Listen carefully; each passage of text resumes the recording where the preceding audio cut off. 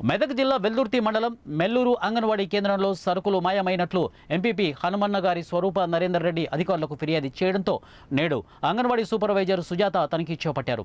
బుధవారం ఎంపీపీ తనిఖీలలో అంగన్వాడీ కేంద్రంలో రికార్డు ప్రకారం అంగన్వాడీ సరుకులు నిల్వ ఉండకపోవడంతో అధికారులకు ఫిర్యాదు చేశారు. దీంతో అంగన్వాడీ సూపర్వైజర్ విచారణ చేపట్టి అంగన్వాడీ టీచర్తో సరుకులను తెప్పించినట్లు ఆమె తెలిపారు. ఇలాంటి సంఘటనలు పునరావృతమైతే చర్యలు తీసుకుంటామని హెచ్చరించారు. నా పేరు సుజాత అండి. నేను ఐసిడిఎస్ సూపర్వైజర్ని. మాస్టర్పేట్ సెక్టర్, వెల్దుర్తి సెక్టర్ సూపర్వైజర్గా చేస్తున్నాను. ఇప్పుడు నిన్న ఎంపీపీ గారు నెల్లూరు అంగన్వాడీ సెంటర్ తనిఖీ చేయడం జరిగింది.